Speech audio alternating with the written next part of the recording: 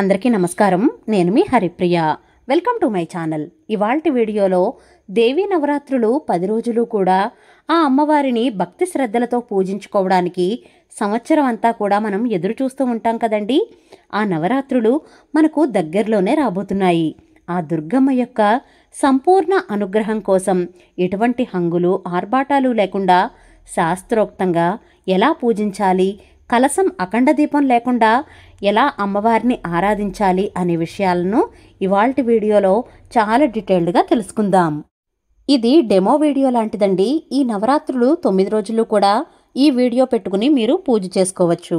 ఈ వీడియోలో అమ్మవారిని షోడశోపచారాలతో ఎలా పూజించాలో చాలా క్లుప్తంగా, స్తోత్రాలు లేకుండా కేవలం ఉపచారాలతో మాత్రమే అమ్మవారిని తేలికగా చేసుకునే పూజా విధానం అయితే చూపిస్తున్నాను. నేను చూపించబోయే పూజ ఆడవాళ్లు కానీ మగవాళ్ళైనా, పిల్లలు, పూర్వ సువాసినులు ఎవ్వరైనా సరే చేసుకోవచ్చు. నవరాత్రి పూజలు అనగానే కలసం అఖండ దీపం తప్పనిసరిగా పెట్టాలా అని చాలామంది అనుకుంటారు. అలా ఏమీ అక్కర్లేదు. కలసం అఖండ దీపం లేకుండా కూడా అమ్మవారిని పూజించవచ్చు. కలసం అఖండ దీపం పెట్టుకోవాలి అంటే చాలా నియమనిష్టలతో పూజించాలి. అలా అందరికీ కుదరదు. చిన్నపిల్లలు ఉంటారు, పెద్దవాళ్ళు ఉంటారు, జాబ్ చేసేవాళ్ళు ఉంటారు. అందువల్ల కలసం అఖండ దీపం లేకుండా కూడా భక్తి శ్రద్ధలతో ఆ అమ్మను పూజించుకోవచ్చు. ఈ పూజను పూజా మందిరంలో చేసుకోవచ్చు, లేదా సెపరేట్గా పీఠం పెట్టుకునైనా సరే చేసుకోవచ్చు. ఒకవేళ పీఠం పెట్టుకోవాలి అనుకుంటే కనుక మనం ఎక్కడైతే పూజ చేస్తామో అక్కడ పసుపుతో అలికి పిండి ముగ్గులు పెట్టుకుని పసుపు కుంకుమలతో అందంగా అలంకరించుకోవాలి. పీఠం ఏర్పాటు చేసుకున్న రూమ్లో 9 రోజులు కూడా చీపురుతో తుడవకూడదు, క్లాత్తోనే తుడుచుకోవాలి. తడిగుడ్డ పెట్టుకోవచ్చు. పీఠం ఏర్పాటు చేసుకుని ఎరుపు రంగు వస్త్రం పరిచి అమ్మవారి చిత్రపటాన్ని పెట్టుకోవాలి. అమ్మవారి చిత్రపటం లలితాదేవిది కానీ, దుర్గాదేవి చిత్రపటమైనా, లేదా శ్రీశైలం భ్రమరాంబిక అమ్మవారి చిత్రపటమైనా, లేదా లక్ష్మీదేవి చిత్రపటమైనా సరే మీ దగ్గర ఏ చిత్రపటం ఉంటే ఆ అమ్మవారి ఫోటో పెట్టుకుని పూజ చేసుకోవచ్చు. నా దగ్గర అమ్మవారి ముఖరూపం కూడా ఉంది. దాన్ని కూడా నేను పూజలో పెట్టుకున్నాను. అలాగే అమ్మవారికి నిండుగా పసుపు కుంకుమలు పెట్టుకోవాలి. అమ్మవారికి సువాసన భరితమైన పువ్వులతో అలంకారం చేసుకోవాలి. మీ దగ్గర అమ్మవారి విగ్రహాలు ఉంటే పూజలో పెట్టుకోవచ్చు. విగ్రహాలు ఏమీ లేకపోయినా సరే పసుపు ముద్దను గౌరీదేవిగా అమ్మవారిగా భావించి కూడా పూజ చేసుకోవచ్చు. పసుపు వినాయకుడిని కానీ, లేదా వినాయకుడి విగ్రహం కానీ పూజలో పెట్టుకుని, అలాగే అమ్మవారి విగ్రహం కానీ పసుపు ముద్దను కానీ పూజలో పెట్టుకుని కుంకుమ బొట్లు పెట్టుకుని అలంకారం చేసుకోవాలి. వినాయకుని పసుపు ముద్దకు 1 కుంకుమ బొట్టు, అమ్మవారి పసుపు ముద్దకు 3 కుంకుమ బొట్లు పెట్టుకోవాలి. ఇంకా దీపారాధనకు కుందులు అవన్నీ సిద్ధం చేసుకుని పెట్టుకోవాలి. ఇవన్నీ కూడా పాడ్యమి రోజు మాత్రమే చెయ్యాలి. ఒకసారి పూజ మొదలుపెట్టిన తర్వాత 9 రోజులు కూడా తీయకూడదు. శుక్లాంబరధరం విష్ణుం శశివర్ణం చతుర్భుజం ప్రసన్నవదనం ధ్యాయేత్ సర్వవిఘ్నోపశాంతయే అని శ్లోకం చెప్పుకుని ముందుగా దీపారాధన చేసి దీపపు కుంది దగ్గర అక్షింతలు పువ్వులు వేసి దీపజ్యోతికి నమస్కారం చేసుకోవాలి. ఇప్పుడు ఆచమనం చేసుకోవాలి. 2 పంచపాత్రలు తీసుకోవాలి. ఒక పంచపాత్రలో నీటిని మనం ఆచమనం చేసుకోవాలి. 2వ పంచపాత్రలోని నీటితో దేవుడికి ఉపచారాలు చెయ్యాలి. ముందుగా మన చేతిలోకి నీటిని తీసుకుని పక్కకు వదిలేయాలి. 3 సార్లు నీటిని చేతిలోకి తీసుకుని ఈ 3 నామాలు చదువుకోవాలి. ఓం కేశవాయ నమః, ఓం నారాయణాయ నమః, ఓం మాధవాయ నమః అని 3 సార్లు నీటిని తాగాలి. ఆడవాళ్ళు అయితే ఓం కేశవాయ నమః అని చదువుకోవాలి. అదే మగవాళ్ళు పూజ చేస్తుంటే ఓం కేశవాయ స్వాహ అని చదువుకోవాలి. ఇప్పుడు మళ్ళీ కొద్దిగా నీటిని తీసుకుని పక్కకు విడిచిపెట్టి ఓం గోవిందాయ నమః అని అనాలి. దాని తర్వాత కేశవనామాలు మొత్తం 24 ఉంటాయి. అవన్నీ చదువుకోవాలి. ఓం విష్ణవే నమః, ఓం మధుసూదనాయ నమః, ఓం త్రివిక్రమాయ నమః, ఓం వామనాయ నమః, ఓం శ్రీధరాయ నమః, ఓం హృషికేశాయ నమః, ఓం పద్మనాభాయ నమః, ఓం దామోదరాయ నమః, ఓం సంకర్షణాయ నమః, ఓం వాసుదేవాయ నమః, ఓం ప్రద్యుమ్నాయ నమః, ఓం అనిరుద్ధాయ నమః, ఓం పురుషోత్తమాయ నమః, ఓం అదోక్షజాయ నమః, ఓం నారసింహాయ నమః, ఓం అచ్యుతాయ నమః, ఓం జనార్దనాయ నమః, ఓం ఉపేంద్రాయ నమః, ఓం హరయే నమః, ఓం శ్రీకృష్ణాయ నమః అని ఇలా 24 నామాలు కేశవనామాలు చదువుకోవాలి. ఇప్పుడు కొద్దిగా అక్షంతలు తీసుకుని వాసన చూసి మన ఎడమవైపు వెనక్కి వెయ్యాలి. ఉత్తిష్టంతు భూత పిశాచాః ఏతే భూమి భారకాః ఏతేషామవిరోధేన బ్రహ్మ కర్మ సమారభే అని అనుకుని అక్షంతలు మన ఎడమవైపుగా వెయ్యాలి. ఇప్పుడు ఈ మంత్రం చదువుతూ ప్రాణాయామం చేయాలి. ఓం భుః, ఓం భువః, ఓం సువః, ఓం మహః, ఓం జనః, ఓం తపః, ఓం సత్యం, ఓం తత్సవితుర్వరేణ్యం భర్గో దేవస్య ధీమహి ధియో యో నః ప్రచోదయాత్, ఓం ఆపో జ్యోతిరసోమృతం బ్రహ్మభూర్భువస్సురం అని చదువుకుని ప్రాణాయామం చేయాలి. ప్రాణాయామం తర్వాత సంకల్పం చెప్పుకోవాలి. మమ ఉపాత్త సమస్త దురితక్షేద్వారా శ్రీ లలితాదేవి ప్రీత్యర్థం అనుకోవచ్చు, లేదా శ్రీ దుర్గాంబికా ప్రీత్యర్థం క్షేమస్థైర్య ధైర్య విజయ అభయ ఆయురారోగ్య ఐశ్వర్యాభివృద్ధ్యర్థం ధర్మార్థ కామమోక్ష చతుర్వద ఫలపురుషార్థస్థిత్యర్థం ధనధాన్య సంవృద్ధ్యర్థం సౌభాగ్య సుఫల ప్రాప్త్యర్థం ఇష్టకామ్యస్థిత్యర్థం శ్రీ మహాకాళీ మహాలక్ష్మి మహాసరస్వతీ స్వరూప శ్రీ లలితాదేవ్యే యావశ్శక్తి ఉద్దిశ్య ధ్యాన ఆవాహనాది షోడశోపచార పూజాం కరిష్యే అని ఉంగరపు వేలుతో నీటిని తాకాలి. ఇప్పుడు కలసారాధన చెయ్యాలి. కలసం అంటే పంచపాత్రకి గంధం కుంకుమ బొట్లు పెడుతూ ఈ మంత్రం చదువుకోవాలి.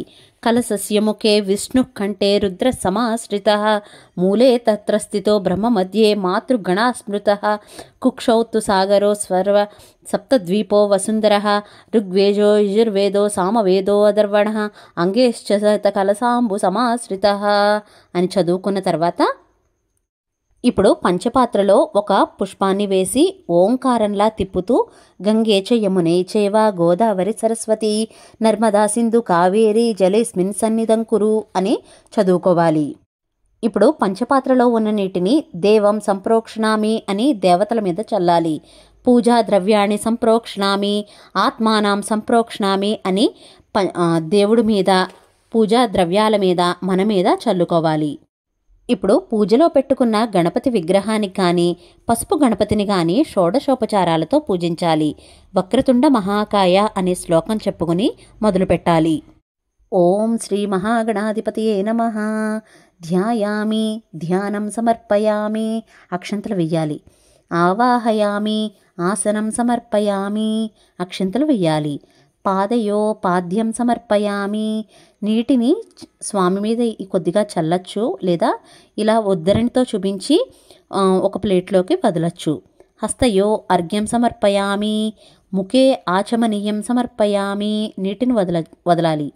శుద్ధోదక స్నానం సమర్పయామి నీటిని వదలాలి. వస్త్రయుగ్మం సమర్పయామి కొంచెం దూదిని తీసుకుని దానికి గంధం కుంకుమ బొట్లు పెట్టి స్వామికి వస్త్రయుగ్మం అని చూపించి సమర్పించాలి. యజ్ఞోపవీతం సమర్పయామి యజ్ఞోపవీతాన్ని సమర్పించాలి. దివ్య శ్రీ చందనం సమర్పయామి ఒక పుష్పానికి గంధం అద్ది స్వామికి పాదాల దగ్గర పెట్టాలి. అక్షతాం సమర్పయామి అక్షంతలు సమర్పించాలి. పుష్పాన్ని సమర్పయామి పుష్పం సమర్పించాలి. ఆభరణాన్ని సమర్పయామి ఆభరణంకి బదులుగా పుష్పం కానీ అక్షంతలు కానీ సమర్పించాలి. ఇప్పుడు గణపతివి 16 నామాలు ఉంటాయి కదా, ఆ 16 నామాలు అక్షంతలు పువ్వులు వేస్తూ చదువుకోవాలి. ఓం సుముఖాయ నమః ఓం ఏకదంతాయ నమః ఓం కపిలాయ నమః ఓం గజకర్ణకాయ నమః ఓం లంబోదరాయ నమః ఓం వికటాయ నమః ఓం విఘ్నరాజాయ నమః ఓం గణాధిపతయే నమః ఓం ధూమకేతవే నమః ఓం గణాధ్యక్షాయ నమః ఓం ఫాలచంద్రాయ నమః ఓం గజాననాయ నమః ఓం వక్రతుండాయ నమః ఓం శూర్పకర్ణాయ నమః ఓం హేరంబాయ నమః ఓం స్కందపూర్వజాయ నమః ఓం శ్రీ మహాగణాధిపతయే నమో నమః షోడశనామ పూజాం సమర్పయామి నానావిధ పరిమళ పత్ర పుష్పాణి సమర్పయామి అని చెప్పి ఆ పత్రం పుష్పం అక్షంతలు అన్నీ స్వామికి సమర్పించాలి. తర్వాత ధూపమాగ్రపయామి ధూపం వేయాలి. దీపం దర్శయామి దీపాన్ని చూపించాలి. తర్వాత నైవేద్యం సమర్పయామి ఓం శ్రీ మహాగణాధిపతియే నమః నైవేద్యం సమర్పయామి, సత్యం త్వత్తేన పరిషించామి, అమృతమస్తు అమృతోపస్తరణమస్తు. ఓం ప్రాణాయ నమః, ఓం అపానాయ నమః, ఓం వ్యానాయ నమః, ఓం ఉదానాయ నమః, ఓం సమానాయ నమః. మధ్యే మధ్యే పానీయం సమర్పయామి, హస్తో ప్రక్షాళయామి, పాదో ప్రక్షాళయామి, నైవేద్యానంతరం శుద్ధాచమనీయం సమర్పయామి అని చెప్పి నైవేద్యాన్ని సమర్పించాలి. ఓం శ్రీ మహాగణాధిపతయే నమః. తాంబూలం సమర్పయామి, తాంబూలంకు బదులుగా అక్షంతలను కూడా సమర్పించవచ్చు. ఓం శ్రీ మహాగణాధిపతయే నమః. కర్పూర నీరాజనం సమర్పయామి, నీరాజనానంతరం శుద్ధాచమనీయం సమర్పయామి అని చెప్పి ఒక చుక్క నీటిని వదలాలి. ఓం శ్రీ మహాగణాధిపతయే నమః.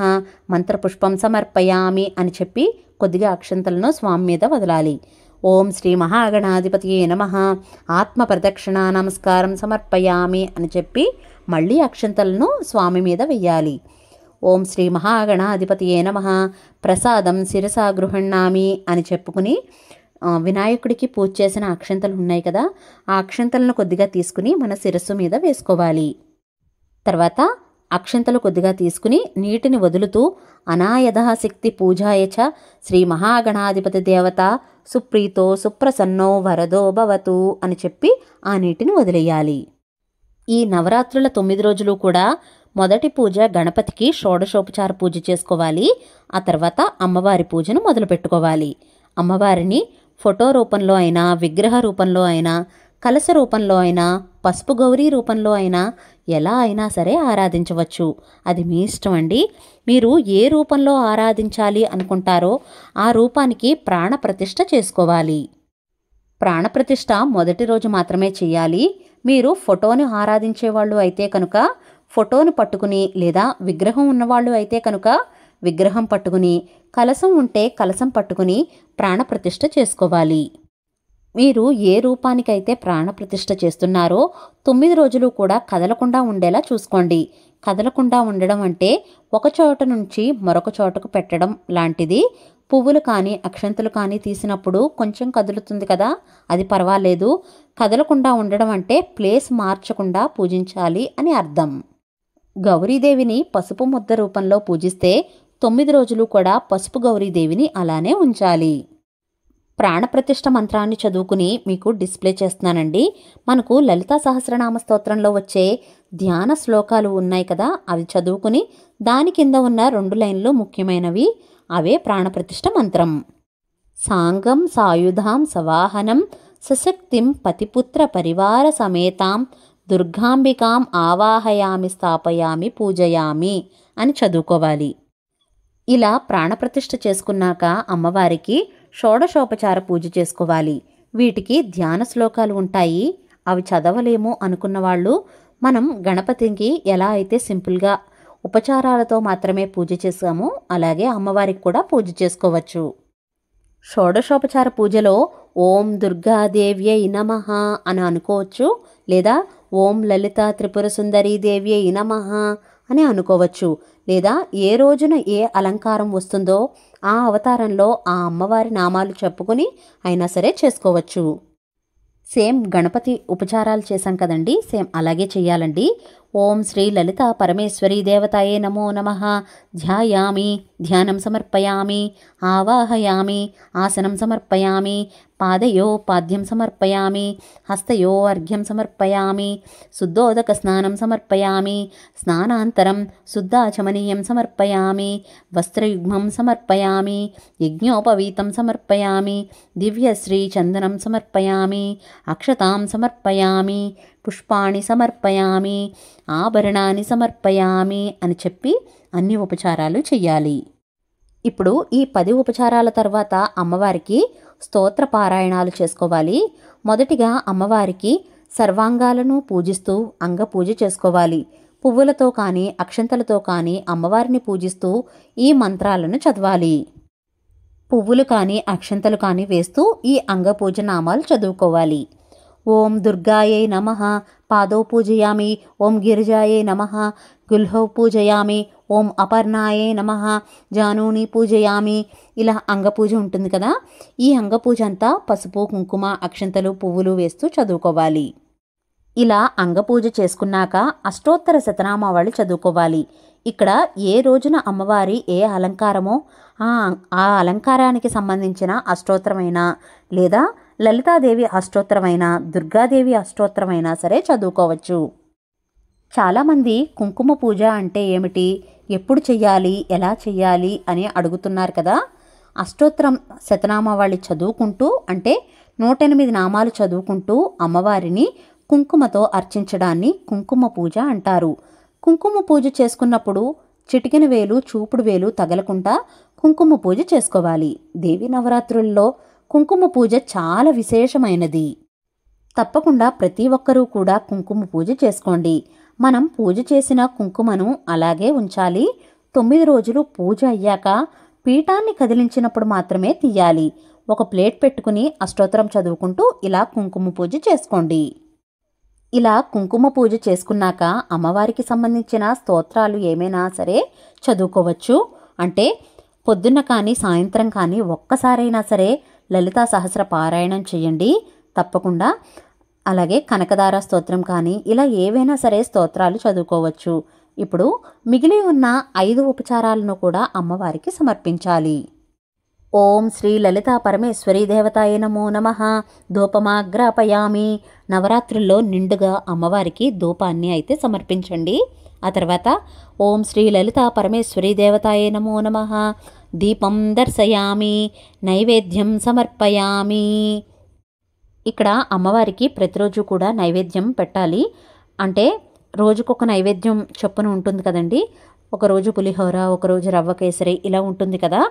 ఇలా నైవేద్యం పెట్టవచ్చు. లేదా మీకు కుదరలేదు అన్న పక్షంలో అన్నంలో కొంచెం పప్పు, నెయ్యి, పెరుగుతో సహా మహానైవేద్యాన్ని సమర్పించండి. మీరు రోజుకొక నైవేద్యం చేసినా చేయలేకపోయినా సరే మహానైవేద్యాన్ని ఖచ్చితంగా సమర్పించండి. మనకు అందుబాటులో ఉన్న పళ్ళు, కొబ్బరికాయ ఇలా ఏవైనా సరే మహానైవేద్యంతో పాటుగా నైవేద్యాన్ని సమర్పించవచ్చు. ఓం సత్యం త్వర్తేన పర్షించామి, అమృతమస్తు, అమృతోపస్తరణమస్తు. ఓం ప్రాణాయ నమః, ఓం అపానాయ నమః, ఓం వ్యానాయ నమః, ఓం ఉదానాయ నమః, ఓం సమానాయ నమః అని చదివి మహానైవేద్యం సమర్పిస్తున్నప్పుడు మనం ఏవైతే నైవేద్యం పెట్టామో వాటి పేర్లు చెప్పుకుంటూ స్వామికి అమ్మవారికి నైవేద్యాన్ని సమర్పించాలి. తర్వాత హస్తో ప్రక్షాళయామి, పాదో ప్రక్షాళయామి, నైవేద్యానంతరం శుద్ధాచమనీయం సమర్పయామి అని చెప్పుకుని నీటిని విడిచిపెట్టాలి. ఓం శ్రీ లలితా పరమేశ్వరీ దేవతాయ నమో నమః. తాంబూలం సమర్పయామి. మనం ప్రతిరోజు కూడా అమ్మవారికి తాంబూలాన్ని సమర్పించాలి. 2 తమలపాకులు, అరటిపళ్ళు, పువ్వులు, పసుపు కుంకుమ, దక్షిణ, చీర జాకెట్టు, గాజులు ఇలా తాంబూలాన్ని సమర్పించాలి. ఓం శ్రీ లలితా పరమేశ్వరీ దేవతాయ నమో నమః. కర్పూర నీరాజనం సమర్పయామి అని చెప్పి అమ్మవారికి కర్పూర నీరాజనాన్ని సమర్పించాలి. నీరజానాంతరం శుద్ధాచమనీయం సమర్పయామి అని చెప్పి నీటిని వదలాలి. ఓం శ్రీ లలితా పరమేశ్వరీ దేవ్యై నమః. సువర్ణ మంత్రపుష్పం సమర్పయామి అని చెప్పి చేతిలోకి అక్షంతలు పుష్పం తీసుకుని సర్వమంగళ మాంగళ్యే శివే సర్వార్థ సాధికే శరణ్యే త్రయంబకే గౌరీ నారాయణి నమోస్తుతే అనే మంత్రాన్ని చెప్పుకుని పుష్పాన్ని అక్షంతలను అమ్మవారి దగ్గర ఉంచాలి. ఇప్పుడు కొన్ని అక్షంతలు కానీ పువ్వులు కానీ తీసుకుని మిగిలిన ఉపచారాలు సమర్పించాలి. ఓం శ్రీ లలితా పరమేశ్వరీ దేవతాయ నమః. ఛత్ర చామర గీతా నృత్య ఆందోళిక అశ్వారోహణ గజారోహణ సమస్త రాజోపచారాన్ మనసా సమర్పయామి అని చెప్పి అక్షంతలు పువ్వులు అమ్మవారి మీద వెయ్యాలి. ఓం శ్రీ లలితా పరమేశ్వరీ దేవతాయ నమో నమః. ప్రసాదం శిరసా గృహణామి అని చెప్పి అక్షంతలు పువ్వులు తీసుకుని మన శిరస్సు మీద వేసుకోవాలి. ఇప్పుడు కొన్ని అక్షంతలు తీసుకుని నీటిని వదులుతూ ఓం శ్రీ లలితా దేవ్యై నమః. ఏతత్ ఫలం ఓం శ్రీ లలితా దేవతార్పణమస్తు అని అక్షంతలు నీటిని ప్లేట్లోకి వదలాలి. ఇక్కడితో షోడశోపచారాలతో అమ్మవారి పూజ ముగుస్తుంది. పూజ అయిన వెంటనే లేచి వెళ్ళిపోకూడదండి. అమ్మవారి పాదాలు పట్టుకుని మన కోరికలు చెప్పుకుని నువ్వే గట్టెక్కించాలి తల్లి అని మనసా వాచ కర్మణ వేడుకోవాలి. తర్వాత అమ్మవారికి పూజ చేసిన కుంకుమను మనం పెట్టుకుని దండం పెట్టుకోవాలి. ఆ తల్లికి పాదాలు కడిగిన ఆచమనం చేసిన నీటిని తీర్థంగా తీసుకోవాలి. ఇక్కడితో పూజ పూర్తవుతుంది. ఈ నవరాత్రులలో శాస్త్రోక్తంగా అమ్మవారిని ఇలా పూజిస్తే విశేషమైన ఫలితం కలుగుతుంది. అమ్మవారి అనుగ్రహం తప్పకుండా కలుగుతుంది. ఇదే విధంగా 2 పూటలా పూజ చేసుకోవాలి. వినాయకుడి పూజ పొద్దున్న చేసుకుని సాయంత్రం పంచోపచార పూజ చేసుకున్నా సరిపోతుంది. 2 పూటల కుంకుమ పూజ అయితే కంపల్సరిగా చేసుకోవాలి. 1 పూట మాత్రమే భోజనం చేయాలి. బ్రహ్మచర్యం పాటించాలి. ఏ అంగు ఆర్భాటాలు లేకుండా సింపుల్గా శాస్త్రోక్తంగా భక్తి శ్రద్ధలతో ఈ విధంగా పూజ చేసుకోండి. ఖచ్చితంగా ఆ తల్లి కరుణా కృపా కటాక్షాలు మనందరి మీద ఉంటాయి. ఇవాల్టి వీడియో మీకు నచ్చినట్లయితే please like, share, subscribe to my channel. మరో సరికొత్త వీడియోతో మళ్ళీ కలుస్తాను. నేను మీ Haripriya. Thank you for watching.